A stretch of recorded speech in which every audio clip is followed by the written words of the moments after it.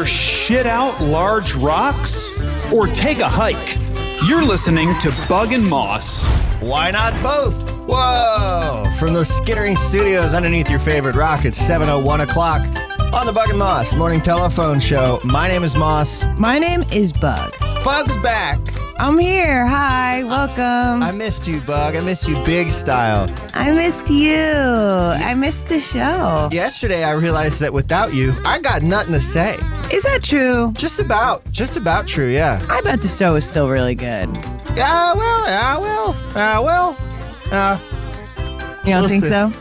It was, I don't know. It's surprising. I feel like I don't typically feel like a person who has nothing to say.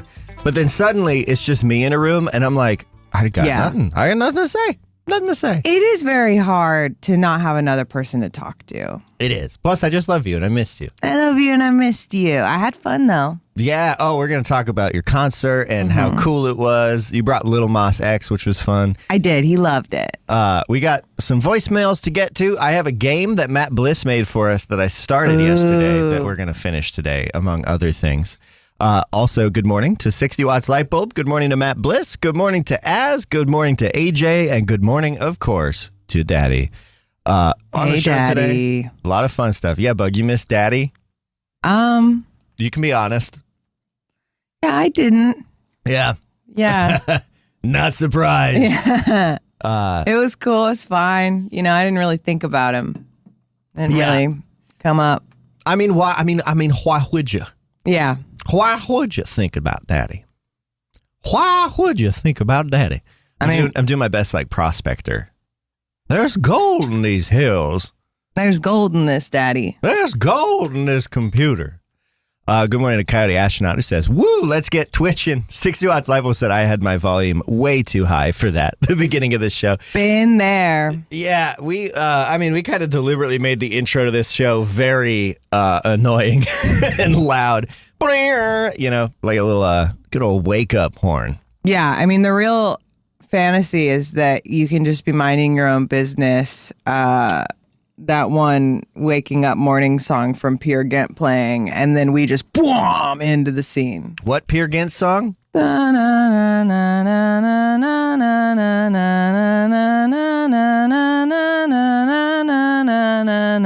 okay. You know, the morning one. The whole tone scale shit.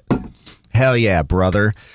What else we got on the show today, Bug? You got anything spectacular? Oh, I forgot to read your cryptic clue. Or maybe I didn't. I don't remember if I did. Does anybody know if you read the clue? We'll see. I have another clue. We have another clue for Bug's weird, drawn-out film buffering. Which, as far as I know, only Egg Queen has correctly guessed. Yeah. And instead of me guessing all at once, Bug has been drip-feeding clues to our audience. Clues that aren't even finished, mind you. Sort of a film buffering, a buffering film buffering. It's a bit of a meta game because I often write clues like that, just trying to come up with something, and then it'll just look like that. And I'm like, oh, fuck, I don't know what to do. And then I was like, you know what? Let's try that. We'll see who else can get it. So, Bug, you were absent yesterday. I was sleeping in Cincinnati. I guess that's true. But sleeping wasn't the reason you missed the show.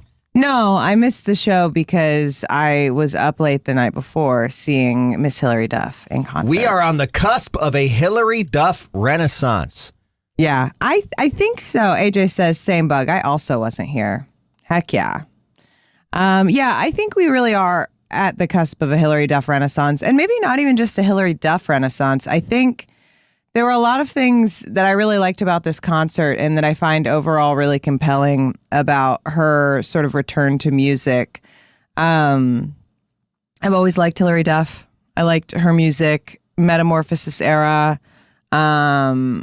She did a great job of playing a mix of her new songs and old songs.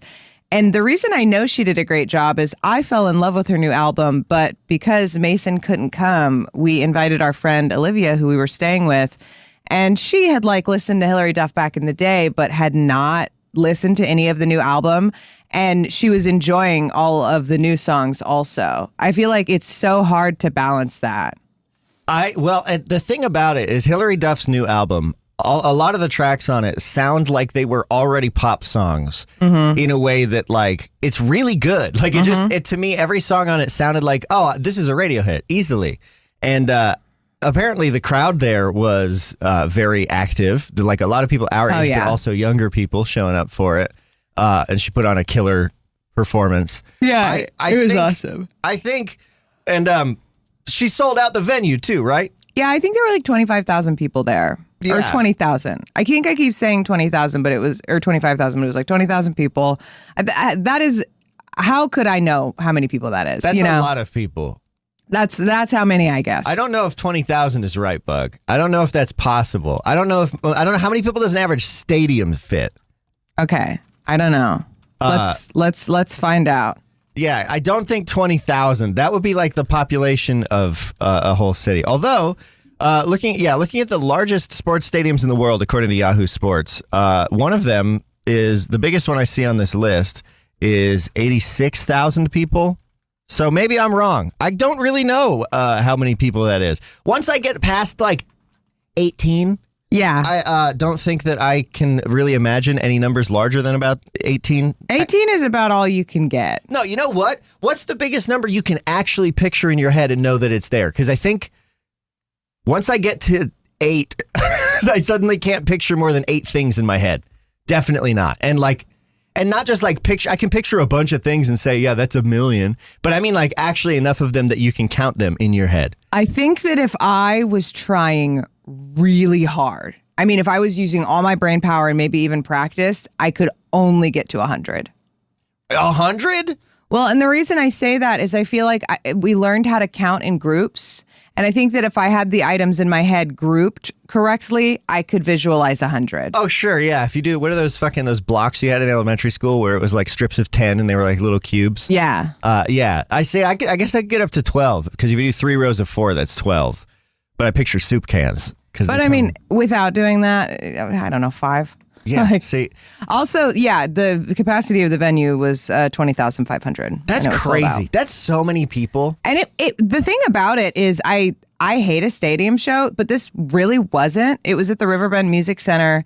And I do think they oversold the show. I will say, I think that they should have reduced capacity because you're supposed to all be able to fit on this like racked lawn, and which is what makes it not a dog shit venue. And we couldn't. My ankle is absolutely destroyed because I was standing on the side incline trying to get a view. Trying to dance to a show and jam out while you're on an incline, like trying not to break your ankle. A lot of us were doing it. With a bunch of other 30-year-old adults. Yeah. Everyone here with their glass ankles and their antacids trying to jam out at a show. And it was so funny because it has been so long since I've seen that many people smoking at a concert and not getting caught. Like, this is just what I feel millennial culture is that they're like no smoking and no vaping, and everyone is smoking and vaping. They're just like being respectful and not getting caught. Like, it's wild to be in an audience full of people who are the mom friend, you know? Yeah. Like, it was so... Lyft and Uber are a disaster. They're a nightmare. They're infrastructurally heinous. Everything about them is horrible. And so when you're at a venue and there's 20,500 people there and a lot of them drove and a lot of them were dropped off by Ubers, it was like the most poorly managed school pickup line you've ever seen in your life. And everybody there was so acutely aware of that because it was the school pickup line crowd. Like, we were all so disappointed in that specific part of the organization. Otherwise, the event was amazing. Like it was so easy to get in and everything. But that very last part was so disorganized, and it was just the crowd. We were all just like, "Wow, well, I think I'll be writing an email." Like. I mean, I feel like leaving an event is always the worst part of any event because somehow it feels like nobody ever fucking plans for it. You know what I mean? Yeah. They'll be like, we're going to get 40,000 people into this airfield for a fireworks show. Yes. And then it ends at 8 and everyone responsible is going to fucking teleport away and you'll all just figure it out. And some of that is not their fault, right? Like Lyft and Uber is just inefficient because if we simply had taxis, you could have taxis waiting and people could just get in them. But with Lyft and Uber, in cars in general, a train is the most efficient option here. You usher people to a public transit station and they all get on train or bus. That's A. B, if you have taxis, every car isn't already pre-assigned to someone somewhere, which is a nightmare. Also, there's like no cars because it's not a very good ride. Like nobody wants to take it. So they just like, and Lyft and Uber aren't real companies, so they don't like staff up. You know what I mean? So it's all kind of a nightmare, except there is a really good model for how to deal with this, and it's called an airport. So I don't really understand why there wasn't just a continuous loop, and we all kept just being like, why isn't this happening? As cars were driving into the crowd of us, and all of the people directing were yelling at us for being in the way. Buck wild. We weren't having it. I can tell you that right now. Yeah. Man, leaving venues is always a nightmare. Checking up on chat, Matt Bliss says, so many bands and stuff are coming back after a 10-year break. It's great to see. Yeah, and I feel like Hillary Duff is gonna have a second star moment. I really do. I feel confident about that. Coyote Astronaut says tractor pull voice. Hillary Duff explosion. Whoa, that's huge. Yeah. What? Oh, go ahead. Rerun says I may have to, for the first time in my life, go listen to Hillary Duff. Yeah, it's a for good album, guys. It's pop. It's 100% pop. It's very pop music, but it's really good pop. Like, it's quality pop. Hillary Duff's a good songwriter, and we were talking about this on the way back from the concert because Olivia was like, I liked a lot of these new songs. Like, they were really cool. And we were like, yeah, I think this album, I think Hillary Duff accomplished what Taylor Swift was trying to do with her Death of a Showgirl album that no one liked. I mean, she's a completely sort of unrelatable billionaire at this point. And so it's just like, okay, you know, every time she does anything. But for this album from Hillary Duff, it really feels, and her real, I think, emphasis with this tour is like, we're all older. Like, that is what it is. She's like, this is not an album about, you know, like, la, la, la, my teenage problems. I'm 38. I have 4 kids. I've been divorced. And it's just like about her real life and like the real things that come with it. It's a lot about the grief of like not being as close with your family as you wish you were. It's really good. I know a lot of people struggled with the with that for some reason, I guess, because when you're a kid actor and you do a show for kids and then you grow up, people get a little weird. Joe says, I understand what you're saying, but I think Taylor Swift did exactly what she wanted to do, LOL. She became a billionaire. That's exactly the problem, isn't it? I think you're right. And yeah, this concert, I will also say, is like, the tickets were really affordable. It was like $50. It was general admission, which meant we could have had better seats if we were there for like 6 hours, which we chose not to do.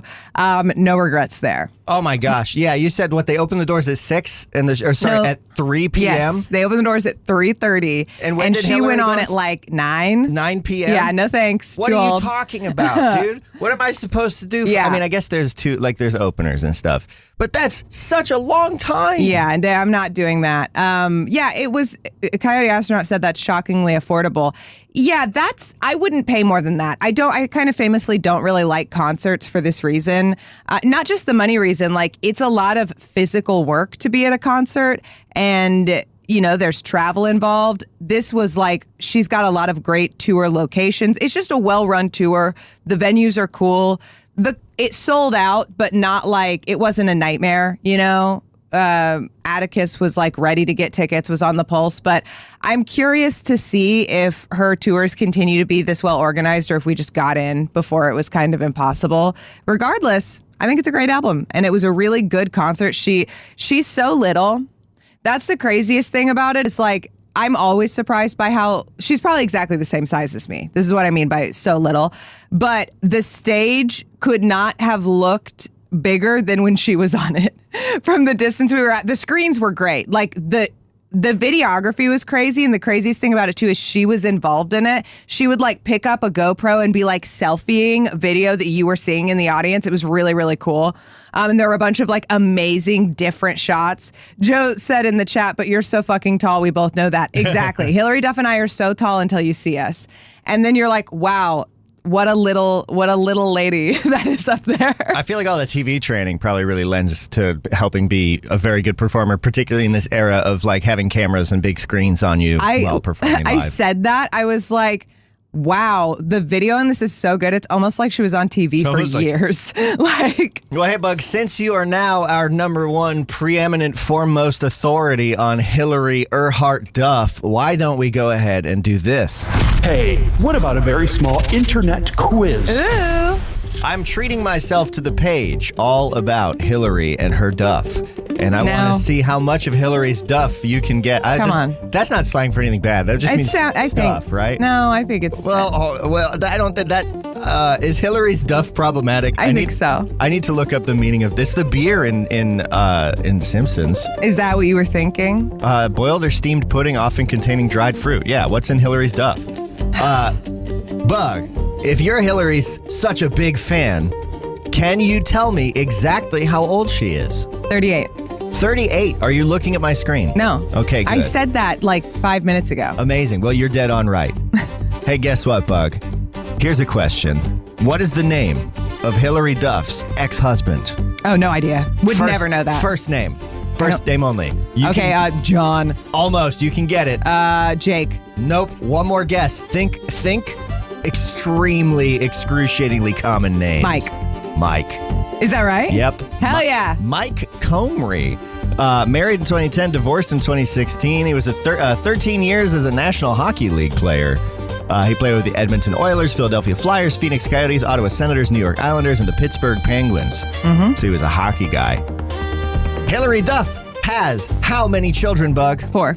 Ooh, what are their names? No idea. I'm kidding. not a freak. That would be but crazy, we're not right? talking about anybody's kids' names. No, I know. That was a joke. Hey, next question. You're doing so good so far, by the way. You're 3 for 3. Next question. What is, or how many siblings does Hillary Duff have? 1. 1. Do you know the person's name? Yeah, it's Haley. Haley Duff. Yeah. Wow. Yeah. Okay. You got this. Haley Duff was also like famous. Oh, really? Not I don't know not Haley like Duff at as all. famous, but she's in the Lizzie McGuire movie briefly, I think. I actually don't know if you see her. I think she might just be part of crafting the voice that they used, the singing voice. Hillary Duff is a great singer, but they've historically done some stuff there. Here's another question, Bug. Oh, she is in Napoleon Dynamite, Sid said. That's correct. Sid said she's in Napoleon Dynamite. Is she where? She's in there. Huh. What is the first thing that she is credited for in her Wikipedia page in the beginning of her career? Hillary Duff? Yeah. Where do you think she got her start? Man, I think I used to know this. It's not the Mickey Mouse Club, and I feel like, oh man, I don't remember, so I'm just going to say something that I know isn't true, which is Casper and Wendy. That's actually very close. Okay. That is the third titled thing in the list of her first things, so I'm going to give it to you. During her initial years of acting, Duff primarily played minor roles like her uncredited part in the Hallmark Entertainment Western miniseries True Women in 1997 and as an uncredited extra in the ensemble comedy drama Playing by Heart in 1998. The same year, Duff was cast in her first major role as Wendy in Casper Meets Oh, okay. Wendy. So that's her first named role. Yeah. So you definitely still get that. Sid says that in Napoleon Dynamite, Haley plays the hot gal Summer. Oh, that's right. I don't remember Napoleon Dynamite well enough to know who that is at all. That's fair. What sitcom that you and I both love did Hillary Duff have a starring role in? Sitcom that we both love? That we both love. Starring? Or was in once? Was in, it says starring. No, starring. Yeah. No, was it Malcolm in the Middle? No. Starring? Yes. Was one of the main characters. That we both like? Yep. I think she did have some kind of Malcolm in the Middle cameo. She very well might have. A sitcom that we both like. We both like, and we both have talked about liking. We both have watched. It's one that you probably wouldn't expect. Listeners, feel free to shoot your guesses too if you think you have any ideas. It was a sitcom that was on Fox in early 2013. No idea. 5, 4, 3. Coyote Astronaut says Disney's Fantasia. 2, 1. Raising Hope. Hillary Duff apparently plays Jimmy's ex-girlfriend in Raising Hope. Okay, so again, by starring role, we mean was in an episode. as Jimmy's ex-girlfriend. I don't remember this, but I'm sure that if I watched it, I'd be like, oh yeah, I've seen this before. It is from later in the series. It's just after I have seen the whole series. he marries Sabrina, and then his Yeah. ex-girlfriend comes back.